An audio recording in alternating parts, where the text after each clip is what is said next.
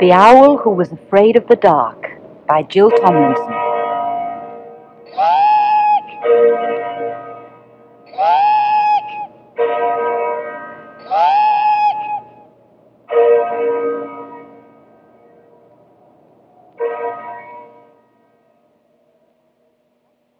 Chapter 1.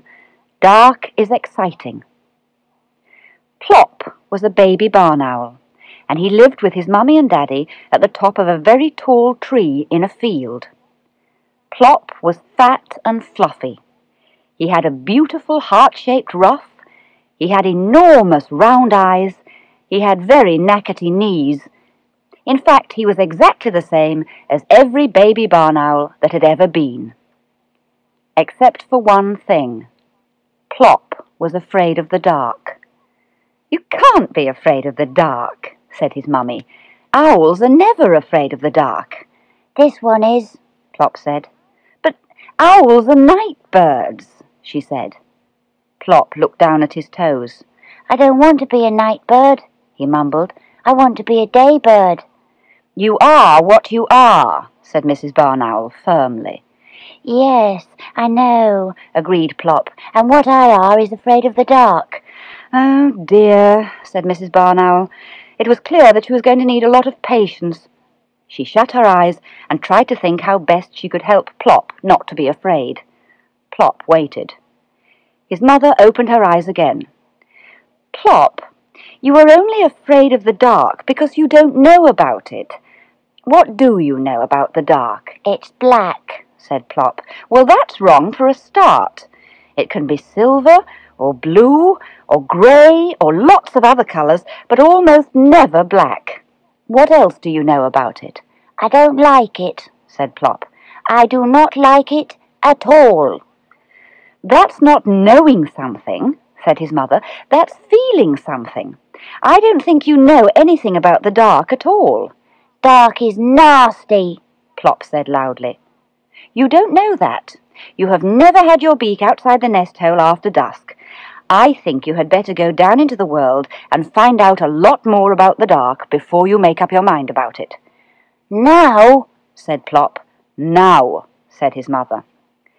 Plop climbed out of the nest hole and wobbled along the branch outside. He peeped over the edge. The world seemed to be a very long way down. "I'm not a very good lander," he said. "I might spill myself."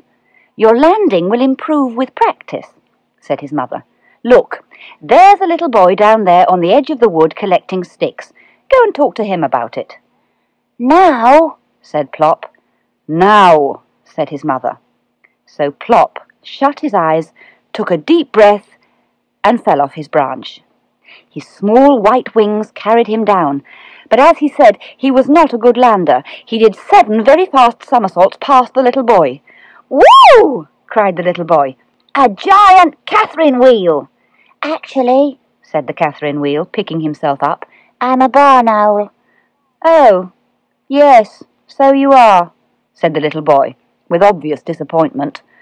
"Of course, you couldn't be a firework yet. Dad says we can't have the fireworks until it gets dark.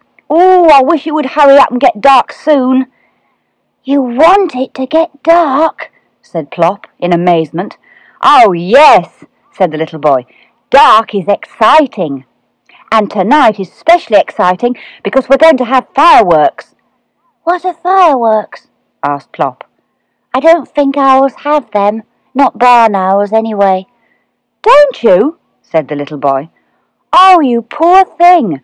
Well, there are rockets and flying saucers and volcanoes and golden rain and sparklers and—" But what are they?" begged Plop. "Do you eat them?" "No," laughed the little boy. "Daddy sets fire to their tails, and they whoosh into the air and fill the sky with coloured stars. Well, the rockets, that is.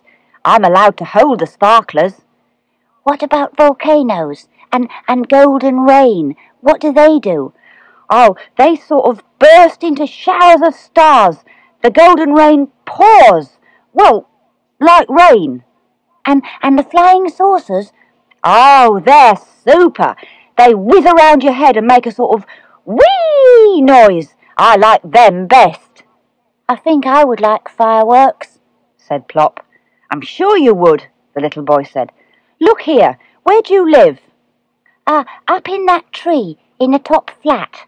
There are squirrels further down. What, that big tree in the middle of the field? Well, you can watch our fireworks from there. That's our garden, the one with the swing. You look out soon as it gets dark. Does it have to be dark? Asked Plop. Of course it does. You can't see fireworks unless it's dark. Well, I must go. These sticks are for the bonfire. Bonfire? Said Plop. What's that? You'll see if you look out tonight. Goodbye. Goodbye, said Plop, bobbing up and down in a funny little bow. He watched the boy run across the field and then took a little run himself, spread his wings and fluttered up to the landing branch. He slithered along it on his tummy and dived head first into the nest hole. Well, said his mother, the little boy says dark is exciting.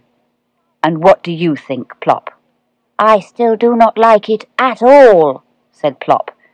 But I'm going to watch the fireworks if you'll sit by me. I will sit by you, said his mother. So will I, said his father, who had just woken up. I like fireworks. So that is what they did.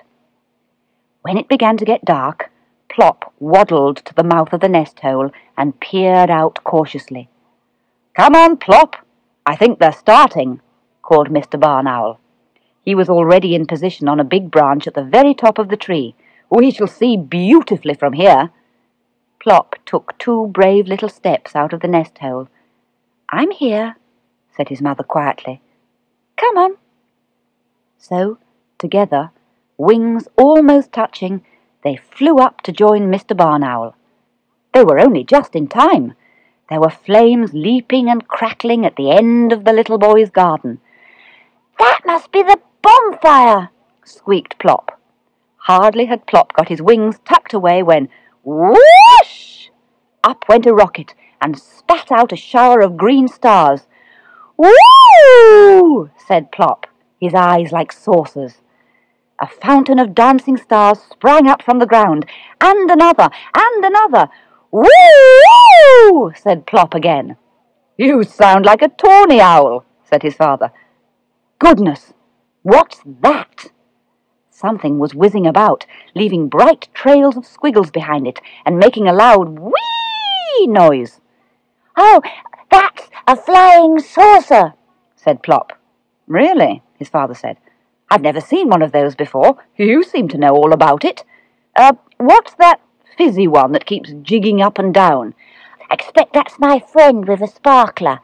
Woo! That's for me. I beg your pardon, said Plop's father. It's a Catherine wheel. The little boy thought I was a Catherine wheel when I landed. Ooh, isn't it beautiful? And he thought I was one.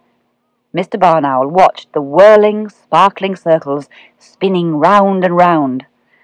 That must have been quite a landing, he said. Chapter 2. Dark is Kind. When the very last firework had faded away, Mr. Barn Owl turned to Plop. Well, son, he said, I'm off hunting now. Would you like to come? Plop looked at the darkness all around them. It seemed even blacker after the bright fireworks. Not this time, thank you, Daddy. I can't see. I've got stars in my eyes. I see, said his father. In that case, I shall have to go by myself. He floated off into the darkness like a great white moth. Plop turned in distress to his mother. I wanted to go with him. I want to like the dark. It's just that I don't seem to be able to. You will be able to, Plop. I'm quite sure about that. I'm not sure, said Plop. Well, I am, his mother said. Now come on, you better have your rest. You were awake half the day. So Plop had his midnight rest, and when he woke up, his father was back with his dinner. Plop swallowed it in one huge gulp. That was nice, he said. What was it? A mouse, said Mr. Barn Owl. I like mouse, said Plop. What's next? I have no idea, his father said. It's Mummy's turn now. You'll have to wait till she gets back."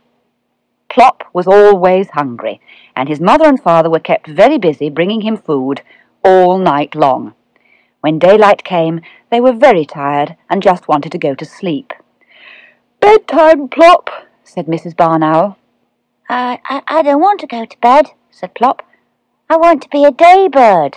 "Well, I am a night bird," said his mother, "and if your father and I don't get any sleep today, you won't get anything to eat tonight." Plop did not like the sound of that at all, so he drew himself up straight and tall, well, as tall as he could, and tried to go to sleep. He did sleep for half the morning, but then he woke up full of beans, or was it mouse, and he just could not get back to sleep again. He jiggled up and down on the branch where his poor parents were trying to roost. He practiced standing on one leg and taking off and landing, and other important things that a little owl has to learn to do. Then he thought he would try out his voice. He tried to make a real grown-up barn owl noise. "Eek!" he screeched. "Eek!" It sounded like the noise a cat makes if you accidentally tread on its tail. Plop was very pleased with it. Mrs. Barn Owl was not. She half opened one bleary eye. "Plop, dear," she said, "wouldn't you like to go down into the world again and find out more about the dark?" "Now?" said Plop. "Now," said his mother. "Don't you want to hear my screech first? It's getting jolly good." "But I heard it," Mrs. Barn Owl said.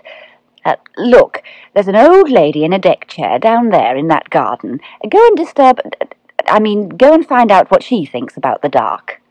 So Plop shut his eyes, took a deep breath, and fell off the branch. He did not get his wings working in time.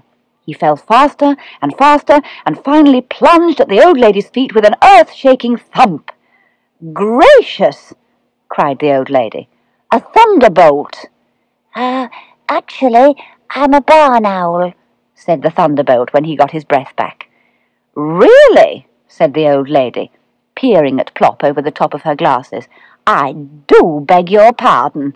My eyes are not as good as they used to be. How nice of you to, drop in." "Well, it wasn't nice of me exactly," Plop said truthfully. "I came to ask you about something." "Did you?" said the old lady. "Now what could that be, I wonder?" "I wanted to ask you about the dark. You see, I'm a bit afraid of it, and that's rather awkward for an owl. We're supposed to be night birds." "That is a problem," said the old lady. "Have you tried carrots?" "What?" "No, don't say what. Say, I beg your pardon, if you don't hear the first time. I said, have you tried carrots? Wonderful things, carrots." "I don't think owls have carrots. Not barn owls, anyway." "Oh, a pity. I've always sworn by carrots helping one to see in the dark." "I can see in the dark," said Plop. "I can see for miles and miles." "Now don't boast. It's not nice for a little boy to boast." The old lady leant forward and peered closely at Plop. "I suppose you are a little boy. It's so difficult to tell these days. They all look the same." "Yes," said Plop. "I'm a boy owl, and I want to go hunting with Daddy, but he always goes hunting in the dark, and I'm afraid of it." "How very odd," said the old lady. "Now, I love the dark. I expect you will when you're my age. Dark is kind." "Tell me," Plop said. "Please," said the old lady. "Such a little word, but it works wonders." "Tell me, please," said Plop obediently. "Well now," the old lady began, "dark is kind in all sorts of ways. Dark hides things like shabby furniture and the hole in the carpet. It hides my wrinkles and me gnarled old hands. I can forget that I'm old in the dark." "I don't think owls get wrinkles," said Plop. "Not barn owls, anyway. They just get a bit moth-eaten looking." "Don't interrupt," said the old lady. It is very rude to interrupt. Now, where was I? Yes, dark is kind when you're old. I can sit in the dark and remember. I remember my dear husband and my children when they were small, and all the good times we had together. I am never lonely in the dark. I haven't much to remember yet, said Plop. I'm rather new, you see. Dark is quiet, too, said the old lady, looking hard at Plop. Dark is restful, unlike a little owl I know. Me? Said Plop. You, said the old lady. When I was a little girl, children were seen but not heard. I'm not children, said Plop. I'm a barn owl. Same thing, said the old lady. You remind me very much of my son William when he was about 4. He had the same knackety knees. Are my knees knackety? Asked Plop, squinting downwards. I can't see them. My tummy gets in the way. Very, said the old lady, but I expect they'll straighten out in time. William's did. Now I'm going indoors to have a little rest. Plop was surprised. I thought it was only owls who slept in the daytime, he said. Are you a night bird too? The old lady smiled. No, just an old bird. A very tired old bird. Goodbye, then. I'll go now, said Plop. Thank you for telling me about the dark. He fluttered up to the old lady's shoulder and nibbled her ear very gently. The old lady was enchanted. An owl kiss, she said. How very kind. Plop jumped down again and bobbed his funny little bow. Such charming manners, said the old lady. Then Plop took a little run, spread his wings, and flew up to the landing branch. Well, said his mother. The old lady says dark is kind. And what do you think, Plop? I still do not like it at all. Do you think my knees are knackety? Of course, said his mother. All little barn owls have knackety knees. Oh, good, said Plop. And what do you think the old lady said? She said children should be seen but not heard. Mr. Barn Owl opened one sleepy eye. Hear, hear, he said. Chapter 3. Dark is Fun. That evening, when it was getting dark, Mr. Barn Owl invited Plop to go hunting with him again. Coming, son? He said. It's a lovely night. Not this time, thank you, Daddy, said Plop, who was sitting just outside the nest hole. I'm busy. You don't look busy, Mr. Barn Owl said. What are you doing? I'm busy remembering, said Plop. I see, said his father. In that case, I shall have to go by myself. He swooped off into the darkness like a great silent jet aeroplane. What are you remembering, Plop? Asked his mother. I'm remembering what the old lady said about dark being kind. She says she's never lonely in the dark because she has so much to remember. Well then, said Mrs. Barn Owl, this would seem to be a good moment for me to slip out and do a little hunting. You're not going to leave me by myself, said Plop. I shan't be very long. I'll try to bring you back something nice. But I should be lonely. No, you won't. You just keep busy, remembering, like the old lady said. Plop watched his mother float off into the darkness like a white feather. The darkness seemed to come towards him and wrap itself round him. Dark is kind, Plop muttered to himself. Dark is kind. Oh dear, what shall I remember? He closed his eyes and tried to remember something to remember. Fireworks! He would remember the fireworks. He had enjoyed them. The darkness had been spotted and striped and sploshed with coloured lights above the glow of the bonfire. He still had stars in his eyes when he thought of it. Shouts, happy shouts from under his tree, brought Plop back from his remembering. He opened his eyes and peered down through the leaves. There were people running about in his field, and flames were flickering from a pile of sticks. Another bonfire! Did that mean more fireworks? Plop watched excitedly. He could see now that the people running about were boys. Quite big boys, in shorts. They were collecting more wood for the fire. Suddenly they all disappeared into the wood with squeals and yells. All but one, that is. There was one boy left, sitting on a log near the fire. Plop forgot about being afraid of the dark. He had to know what was going on, so he shut his eyes, took a deep breath, and fell off his branch. The ground was nearer than he expected it to be, and he landed with an enormous thud. "Coo!" said the boy on the log. "A roly-poly pudding! Who threw that?" "Nobody threw me. I just came," said the roly-poly pudding.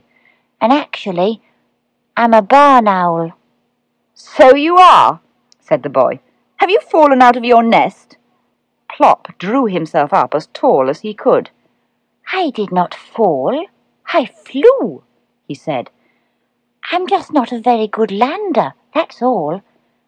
I came to see if you were going to have fireworks, as a matter of fact." "Fireworks?" said the boy. "No! What made you think that?" "Well, the bonfire," Plop said. "Bonfire?" said the boy.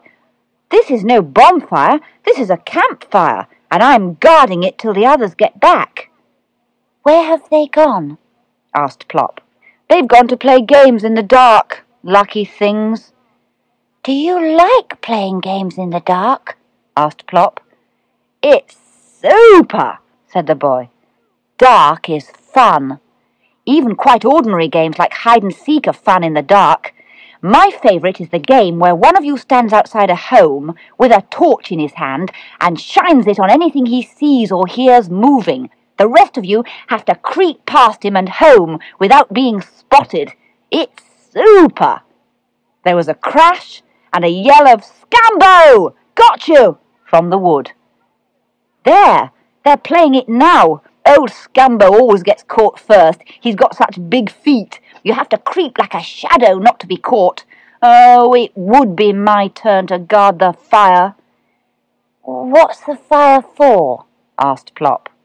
"Well, we cook potatoes on it and make cocoa and sing round it." "What for?" "What for? Because it's fun, that's why, and because Boy Scouts have always had campfires." "Is that what you are? A Boy Scout?" "Of course, silly, or I wouldn't be here, would I? I must put some more wood on the fire." Plop watched the Boy Scout build up the fire. Could I be a Boy Scout, do you think?" he asked. "I doubt it," said the Scout. "You're a bit on the small side. I suppose you could be a cub, but you have to be 8 years old." "I'm 8 weeks," said Plop. "Looks as if you'll have a long wait then, doesn't it?" said the Scout. "Anyway," he grinned, "you'd look jolly silly in the uniform." Plop looked so disappointed that the Scout added, "Never mind, you can stay for the sing-song tonight." "Oh, can I?" cried Plop. "That would be super!" "You better go home and ask your mother first, though." So Plop flew up to the nest hole and found his mother waiting. "Where have you been?" she said. She sounded a bit cross, like all mothers when they have been worried. "I've been talking to a Boy Scout, and he says dark is fun. And he says I can stay for the campfire. So can I, Mummy, please?" "Well, yes, all right," she said. "Oh, super," said Plop. So Plop was a Boy Scout for a night. He sat on his new friend's shoulder and was introduced to all the others. They made a great fuss of him, and he had a wonderful time. He did not care for cocoa, but he enjoyed a small potato. His friend blew on it for him to cool it, because he knew that owls swallow their food whole, and a hot potato in the tummy would have been very uncomfortable for Plop. The Scouts huddled round the fire and sang while the sparks danced. They sang funny songs and sad songs, long songs and short songs. Plop did not sing because he wanted to listen, but every now and then he got a bit excited and fluttered around the boys' heads crying, "Eek! Eek!" and everybody laughed. They sang until the fire had sunk to a deep red glow and Plop had turned quite pink in its light. Then it was time to go home for the boys and for Plop, and when Plop had said goodbye to them all and bowed till he ached, he spread his wings and flew up to the landing branch. "Well," said his mother. "I told you. The Boy Scout says dark is fun." "And what do you think, Plop?" "I still do not like it at all, but I think campfires are super. Did you bring me something special?" "I did." Plop swallowed it in one gulp. "That was nice," he said. "What was it?" "A grasshopper." I like grasshopper," said Plop. "What's next?" Chapter 4. Dark is necessary. Plop asked, "What's next?" a great many times during that night. He sat just outside the nest hole making loud snoring noises. He was not asleep, just hungry. Owls always snore when they're hungry. "Oh, Plop, I should be glad when you can hunt for yourself," said Mrs. Barn Owl wearily, when Plop had gulped down his 7th, or was it his 8th, dinner. "What's next?" asked Plop. "Nothing," said his mother. "You can't possibly have room for anything else." "I have," said Plop. "My mouse place is full up, but my grasshopper place isn't."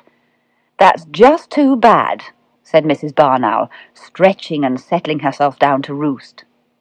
Mr. Barn Owl swooped in, clapping his wings. He dropped something at Plop's feet. Plop swallowed it in one gulp. It was deliciously slippery. "That was nice," he said. "What was it?" "A fish," said his father. "I like fish," said Plop. "What's next?" "Bed," said Mr. Barn Owl. He kissed his wife good night, or good day, I suppose it was, and settled himself down to roost. Plop made a few hopeful snoring noises, but it was clear that the feast was over. He wobbled into the nest hole and was soon fast asleep himself. It was well into the afternoon when he woke up. He came out onto the landing branch and looked around. His parents were still drawn up as still as carvings, but the squirrels from downstairs were chasing each other up and down the trunk, their tails flying behind them. Plop watched them for a bit. One of them scuttled along the branch just below Plop's, and then stopped abruptly and began to wash his face. He did not know that Plop was there. After all, owls are supposed to be asleep during the daytime. Plop could not resist it. He bent down through the leaves and let out his very loudest "Eek!" The squirrel jumped into the air like a jack-in-a-box. His ears a-quiver and his eyes like marbles. He flashed down the trunk and vanished into his hole. Plop jumped up and down with delight. But of course he had done it again. He had woken his mother. "Plop." "Yes, Mummy?" "Go and find out some more about the dark, please, dear." "Now?" said Plop. "Now," said his mother. "Go and ask that little girl what she thinks about it." "What little girl?" "That little girl sitting down there. The one with the ponytail." "Little girls don't have tails." "This one does. Go on now, or you'll miss her." So Plop shut his eyes, took a deep breath, and fell off his branch. His landing was a little better than usual. He bounced 3 times and rolled gently towards the little girl's feet. "Oh, a woolly ball!" cried the little girl. "Actually, I'm a barn owl," said the woolly ball. "An owl? Are you sure?" she said, putting out a grubby finger and prodding Plop's round, fluffy tummy. "Quite sure," said Plop, backing away and drawing himself up tall. "Well, there's no need to be huffy," said the little girl. "You bounced. You must expect to be mistaken for a ball if you will go bouncing about the place. I've never met an owl before. Do you say to-wit-a-woo? No, said Plop. That's tawny owls. Oh, you can't be a proper owl then, said the little girl. Proper owls say to-wit-a-woo. I am a proper owl, said Plop, getting very cross. I am a barn owl, and barn owls go eek like that. Oh, don't do that, said the little girl, putting her hands over her ears. Well, you shouldn't have made me cross, said Plop. Anyway, you can't be a proper girl. What did you say? Said the little girl, taking her hands off her ears. I said, you're not a proper girl. Girls don't have tails. Squirrels have tails, rabbits have tails, mice... This is a ponytail, said the little girl. It's the longest one in the class, she added proudly. But why do you want to look like a pony? Asked Plop. Because. Oh, because it's the fashion, said the little girl. Don't you know anything? Not much, agreed Plop. Mummy says that's why I'm afraid of the dark, because I don't know anything about it. Do you like the dark? The little girl looked at Plop in surprise. Well, of course I do, she said. There has to be dark. Dark is necessary. Dark is necessary. Is what? Necessary. We need it. We can't do without it. I could do without it, said Plop. I could do without it very nicely. Father Christmas wouldn't come, said the little girl. You'd have an empty stocking on Christmas Day. I don't wear stockings, said Plop. And who is Father Christmas? Well, Father Christmas is a fat, jolly old man with a white beard, and he wears a red suit with a matching hat and black boots. Is that a fashion? Asked Plop. No, said the little girl. It's just what he always wears in pictures of him, although I don't know how anybody knows because nobody's ever seen him. What? Said Plop. Well, that's what I'm trying to tell you. Father Christmas only comes in the dark. He comes in the middle of the night riding through the sky on a sledge pulled by a reindeer. Deer? Asked Plop. In the sky? Magic, dear, said the little girl. Everything about Father Christmas is magic. Otherwise he couldn't possibly get round to all the children in the world in one night, or have enough toys for them all in his sack. You didn't tell me about his sack. He has a sack full of toys, and he puts them in the children's stockings. In their stockings? Said Plop. With their feet in them? There can't be much room. No, silly. We hang empty stockings at the end of our beds for him to fill. I usually borrow one of Mummy's, but last year I hung up my tights. And did he fill them? Breathed Plop. No, only one leg. But he did put a sugar mouse in the other one. I'd rather have had a real mouse, said Plop. So would I, really, said the little girl. I wanted a white mouse, but Mummy says that if a mouse comes into the house, she will leave it, and I suppose Father Christmas didn't want me to be an orphan. Plop was thinking. I don't think owls have Father Christmas. Not barn owls, anyway, and I haven't got a stocking to hang up. Ah, what a shame, said the little girl. Everybody should have Father Christmas. It's so exciting waking up in the morning and feeling all the bumps in your stocking and trying to guess what's in it. Oh, stop it, wailed Plop. I wish he would come to me. Shut your eyes, the little girl said. Go on, shut them and you may get a surprise. Plop shut his eyes tight and waited. The little girl quickly pulled off her Wellington and took off a sock. She was wearing 2 pairs because the boots were a bit big for her. Open your eyes, she said to Plop, holding up the sock while she stood on one leg and wriggled her foot back into her Wellington. Plop opened his eyes. and then shut them again because he couldn't believe what he saw. "Don't you want it?" said the little girl. "I know it's a bit holy, but I don't expect Father Christmas will mind." "Oh, thank you," said Plop, taking it with his beak and then holding it in his foot. "Thank you very, very much. I'll go and hang it up at once." "Not yet," laughed the little girl. "You have to wait until Christmas Eve." "Well, I must go now. It must be nearly tea time. Goodbye. I do hope Father Christmas will come to you." "Goodbye," said Plop, bobbing his funny little bow. "You are very kind. You are a proper girl." "And you have a very nice eek," said the little girl. "And I'm going to practice it to make me brothers jump. Eek!" She ran off, and Plop could hear her eeking right across the field.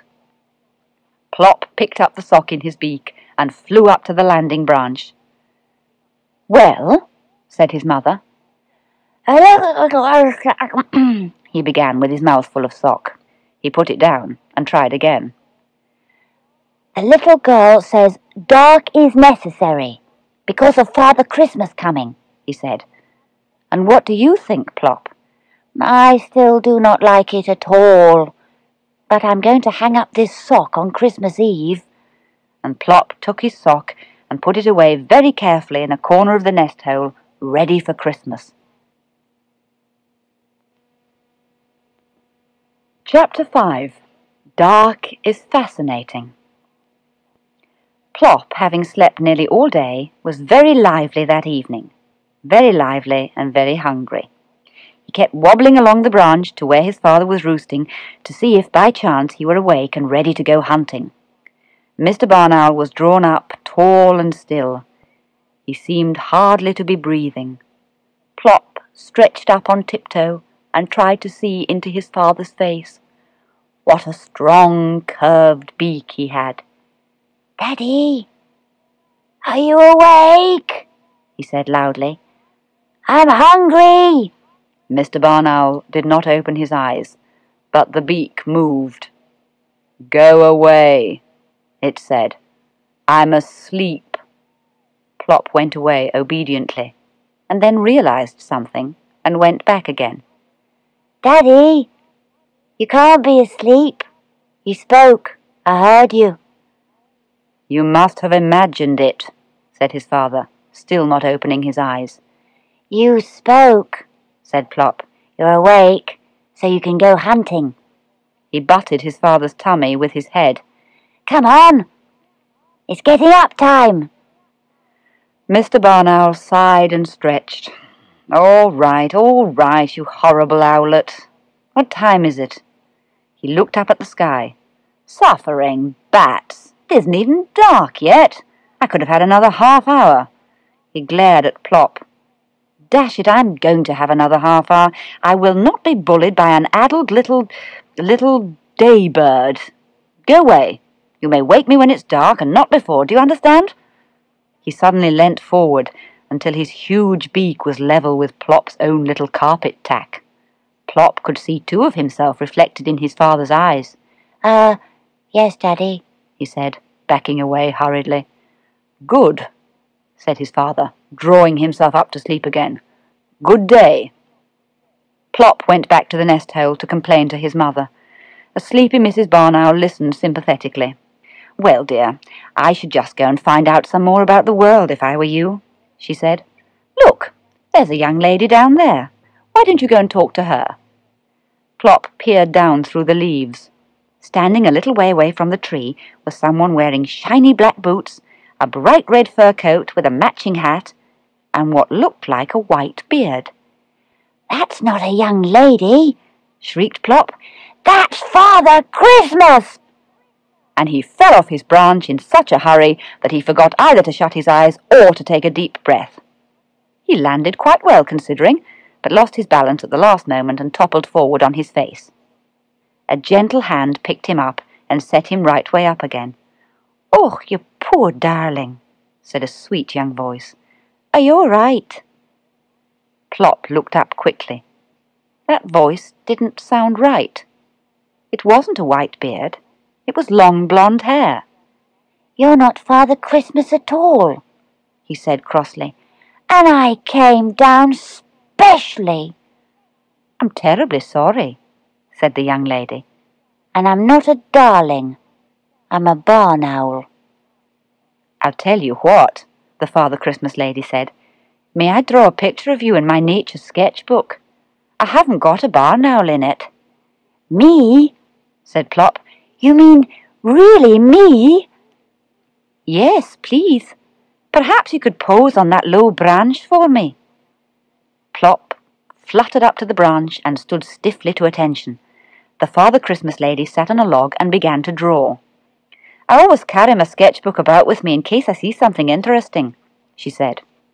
The interesting barn owl drew himself up proudly like a soldier in a sentry box. But not for long. The young lady looked up from her drawing to find that her barn owl had completely disappeared. "Can I see?" said a small voice down by her boot. Plop was jiggling up and down trying to see what was on the pad. "There's not much to see yet," she said. "But all right, you can look." Plop looked. "I'm not bored like that," he said indignantly. "I haven't had time to get you properly dressed," said the young lady. "And you've only given me one leg." "I'm afraid a bald, one-legged barn owl is all there's going to be unless you keep still." Plop tried really hard after that, and he only got down 3 or 4 times to see how she was getting on. He could hardly believe his eyes when it was finished. "Is that really me?" he asked. "I look just like Daddy. Well, almost." "Yes, that's really you," she said. "I keep one end of the book for animals and birds that come out in the daytime, and the other end for night creatures. I've put you with them, of course." "Oh," said Plop. Of course." "All the most interesting ones are at your end," the young lady went on.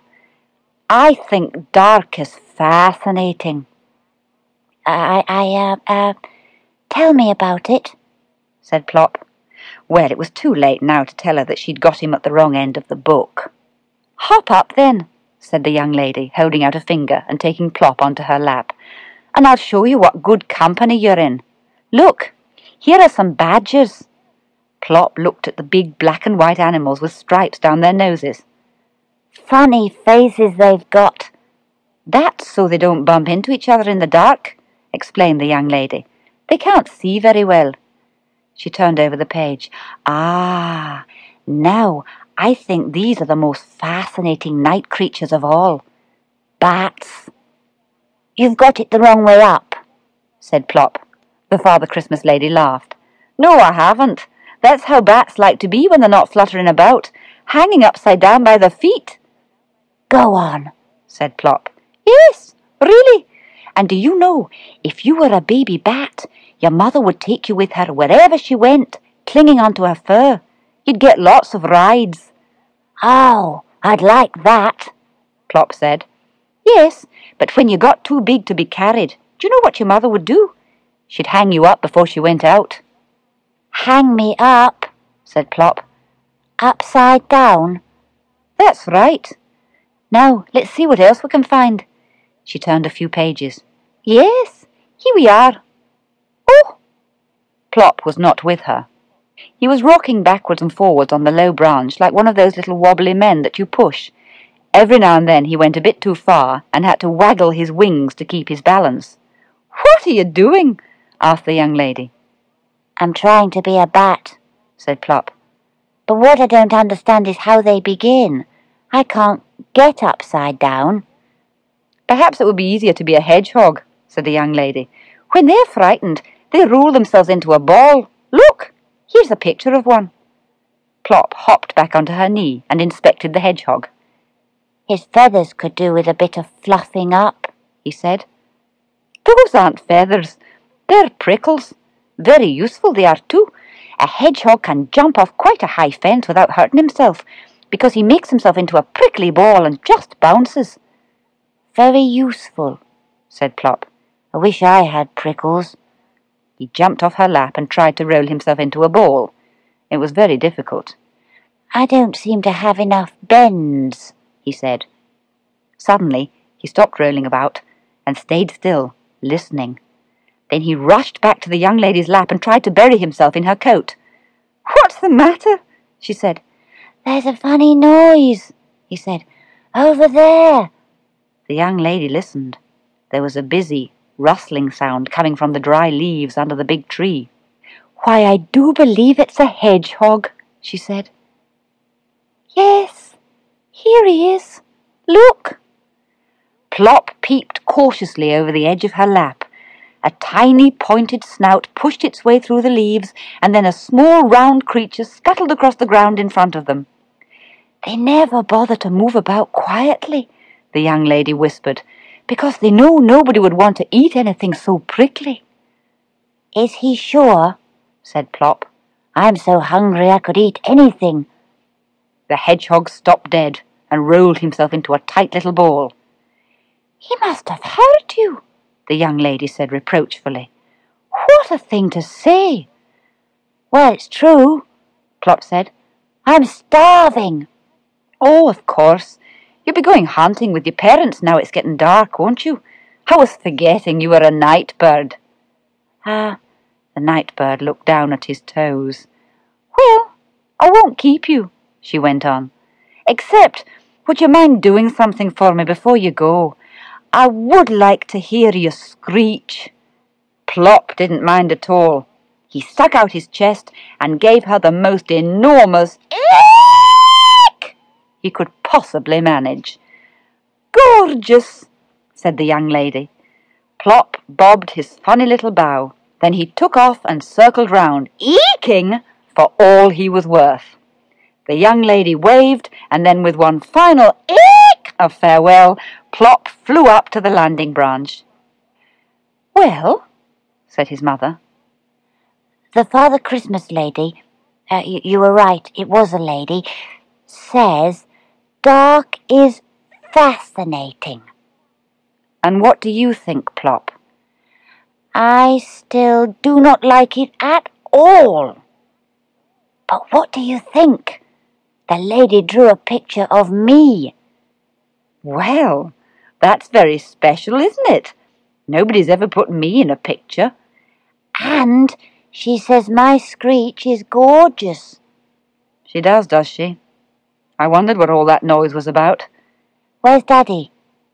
"Out hunting." "Oh, jolly good. I could eat a hedgehog." "I wouldn't recommend it," said his mother.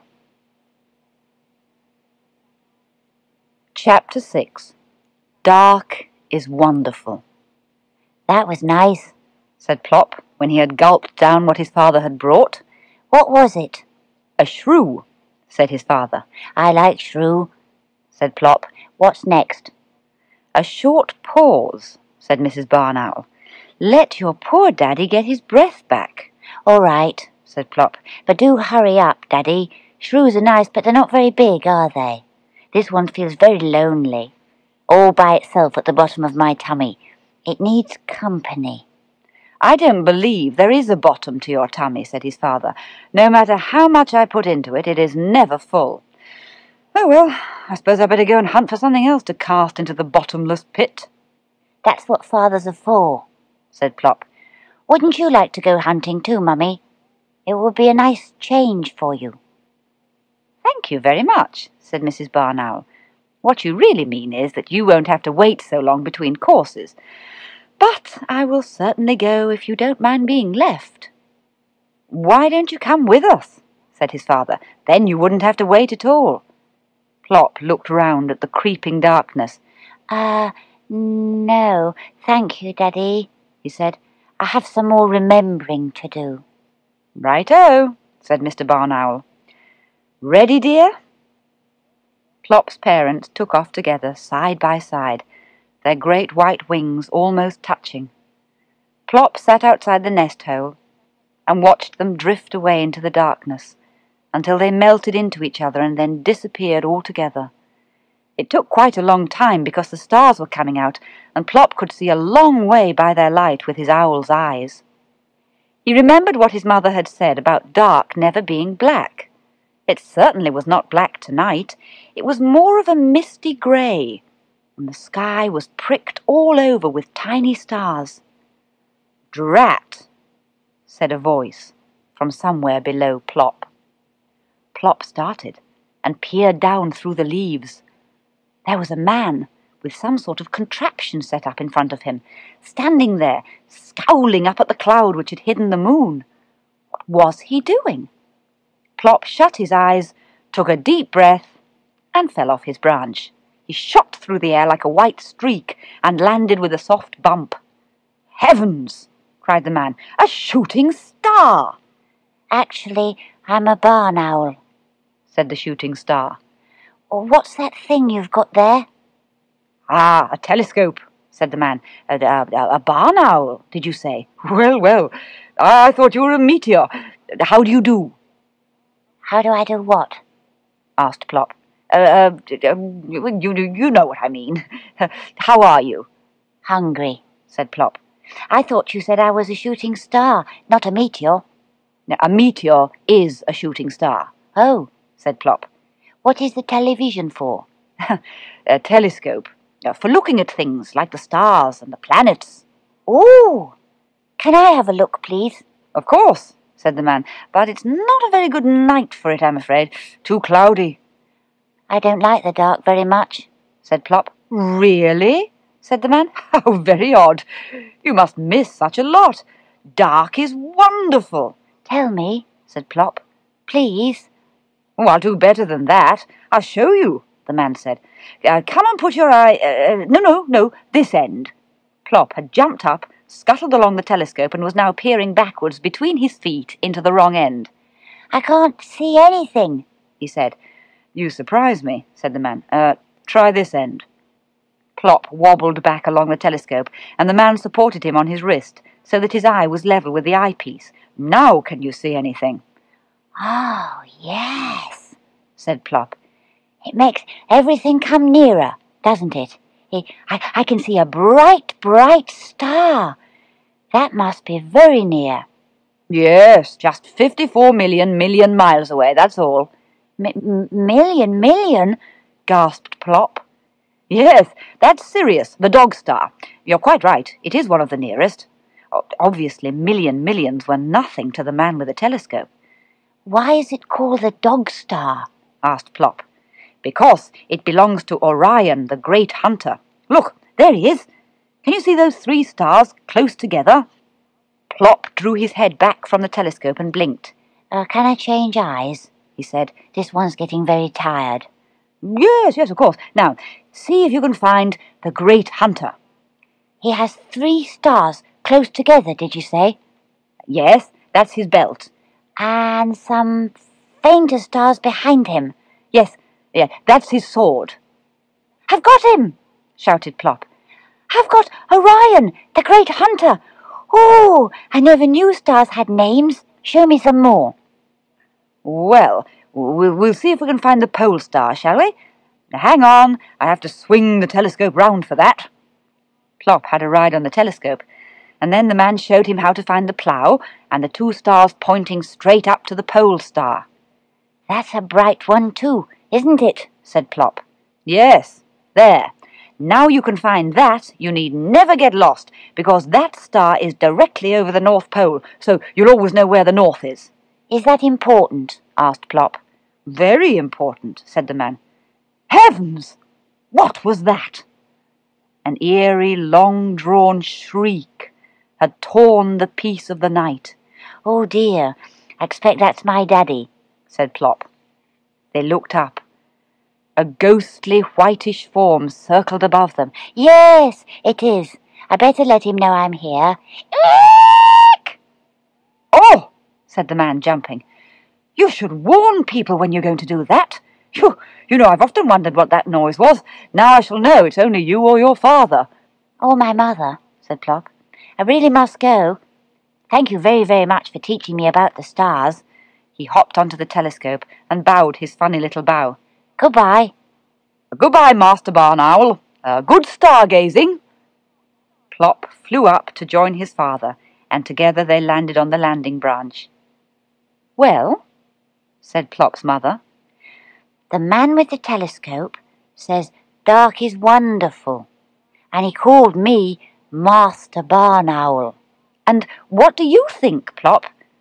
"I know what I think," said Mr. Barn Owl, not giving Plop a chance to reply.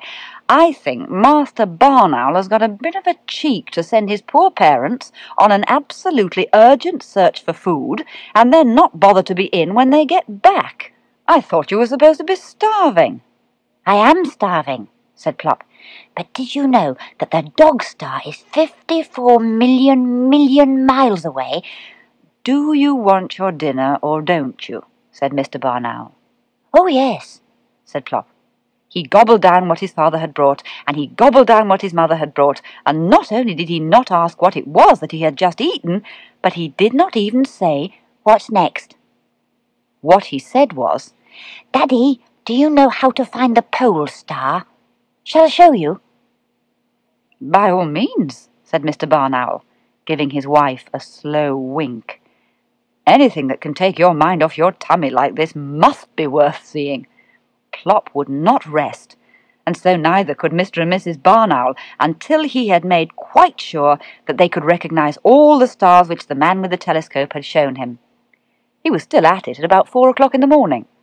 "Now, are you quite sure you understand about the pole star?" he said to his mother, who seemed to be being a bit dense about it. I think so, dear," yawned Mrs. Barn Owl. "You find the thing that looks like a plough, but is actually a big bear, or is it a small bear? And the pole star is near the North Star." "The pole star is the North Star," Plop said impatiently. "and the two stars at the front of the plough point to it.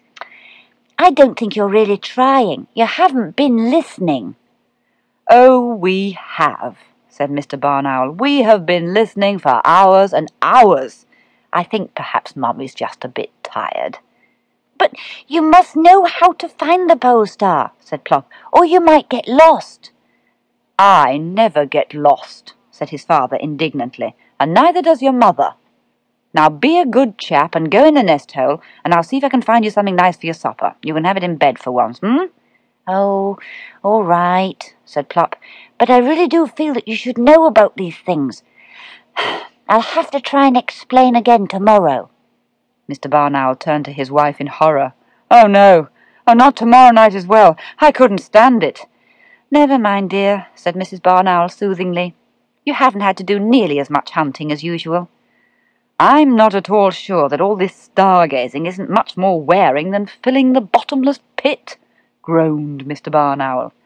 "Oh, Daddy!" Plop put his head out of the nest hole. "Did I tell you about Orion? Orion is the great hunter, and oh, he's gone." "Yes, dear. He must finish his hunting before it gets light," said his mother. "Now you get back in there, and mind you wash behind your ears properly. I'm coming to inspect you in a minute." So Plop had his supper in bed, and then, like a real night owl, he slept right through the daylight hours. Chapter 7. Dark is Beautiful. When Plop woke up, it was already getting dark. He came out onto the landing branch. There was an exciting frosty nip in the air. "Now who's a daybird?" Plop shouted at the darkness. "I am what I am." "What is he bellowing about?" said Mr. Barn Owl, waking up with a start. "I believe Plop is beginning to enjoy being an owl at last," said Mrs. Barn Owl. "But shh! Pretend to be asleep." Plop waddled up to inspect them. They were drawn up tall. Fancy sleeping on such a lovely night! Well, he wasn't going to hang about waiting for them. He might be missing something. The man with the telescope might be back, or some Boy Scouts, or anything. He was going down to see.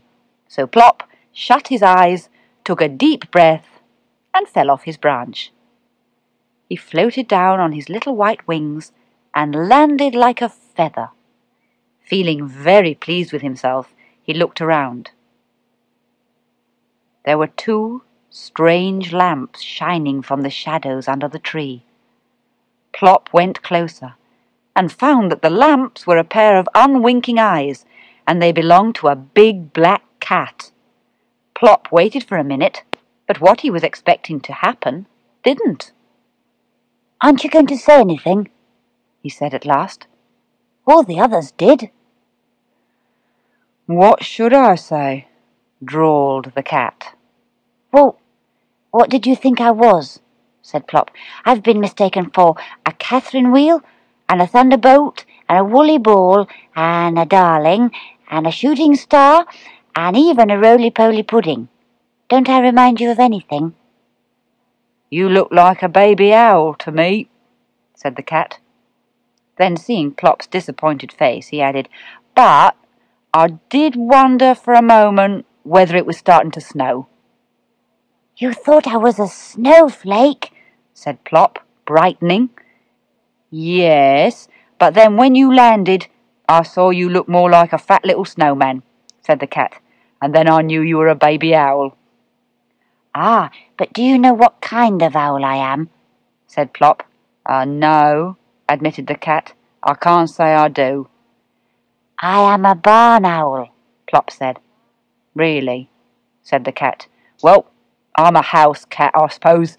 My name is Orion." "Orion, the great hunter?" breathed Plop. "Well, thank you," said the cat, stroking his fine whiskers with a modest paw. "I am rather a good mouser, as a matter of fact, but I didn't know I was as famous as all that." "Orion," said Plop again. "Oh, I wish I had a name like that." "What is your name?" asked the cat. "Plop," said Plop. "Isn't it awful?" "Well, I don't know, it's different," the cat said kindly, "and at least it's short.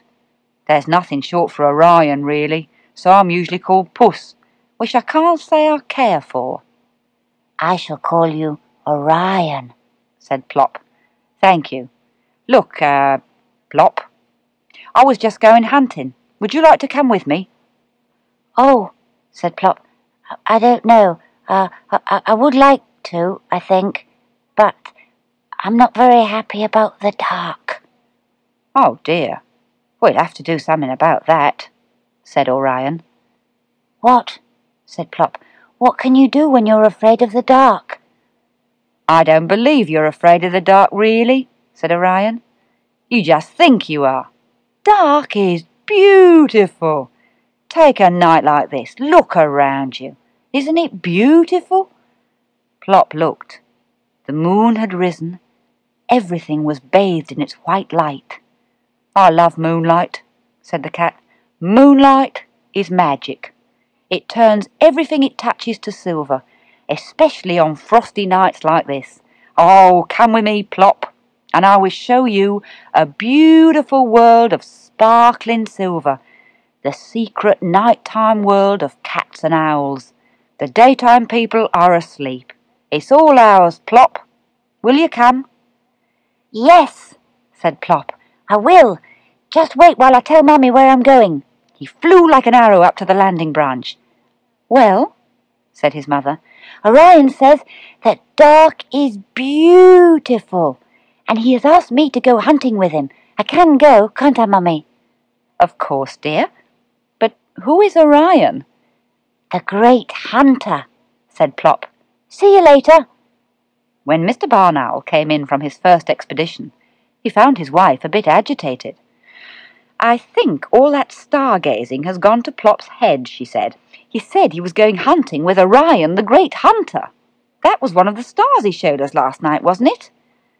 "Well, I saw him just now with a perfectly ordinary black cat," said Mr. Barn Owl. "They were pussyfooting it among the chimney pots on those houses near the church. So far from home." "Are you sure it was Plop you saw?" said Mrs. Barn Owl. It was indeed Plop he had seen. Orion had taken him up to his rooftop world, the cat leading the way, climbing and leaping, Plop fluttering behind. They sat together on the highest roof and looked down over the sleeping town. a black velvet cat, and a little white powder puff of owl. "Well?" said the cat. It is, oh, I haven't the words for it," breathed Plop. "But you are right, Orion. I am a night bird after all. Fancy sleeping all night and missing this." "And this is only one sort of night," said Orion. "There are lots of other kinds, all beautiful. There are hot, scented summer nights, and cold, windy nights when the scuffling clouds make ragged shadows across the ground, and breathless, thundery nights which are suddenly slashed with jagged white lightning, and fresh spring nights when even the daybirds can't bear to sleep, and muffled winter nights when snow blankets the ground and ices the houses and trees. Oh, the nights I've seen, and you will see, Plop, as a night bird." "Yes," said Plop. "This is my world, Orion. I must go home." "What? Already? We haven't done any hunting yet, and I've lots more to show you. A glass lake with a moon floating in it, "And I must go, Orion. I want to surprise them. Thank you for showing me that I'm a night bird." He bobbed his funny little bow, and the black cat solemnly bowed back. "Goodbye, Plop," he said, "and many, many good nights." Plop took off, circled once, gave a final eek of farewell, and then flew straight and sure back to his tree. "Well?" said his mother. Plop took a deep breath. "The small boy said dark is exciting. The old lady said dark is kind. The Boy Scout said dark is fun. The little girl said dark is necessary. The Father Christmas lady said dark is fascinating. The man with the telescope said dark is wonderful. And Orion, the black cat, says dark is beautiful." "And what do you think, Plop?" Plop looked up at his mother with twinkling eyes. "I think," he said, "I think dark is super. But shh, Daddy's coming. Don't say anything." Mr. Barn Owl came in with a great flapping of wings. He dropped something at Plop's feet. Plop swallowed it in one gulp. "That was nice," he said. "What was it?" "A vole." "I like vole," said Plop. "What's next?" "Why don't you come with me and find out?" said Mr. Barn Owl. "Yes, please," said Plop. Mr. Barn Owl blinked. "What did you say?" "I said yes, please," Plop said. "I would like to come hunting with you." "I thought you were afraid of the dark." "Me?" said Plop. "Afraid of the dark? That was a long time ago." "Well," said his father, "what are we waiting for? A-hunting we will go." "Hey, wait for me," said Plop's mother. "I'm coming too." So they took off together in the moonlight, Mr. and Mrs. Barn Owl on each side, and Plop in the middle. Plop, the night bird.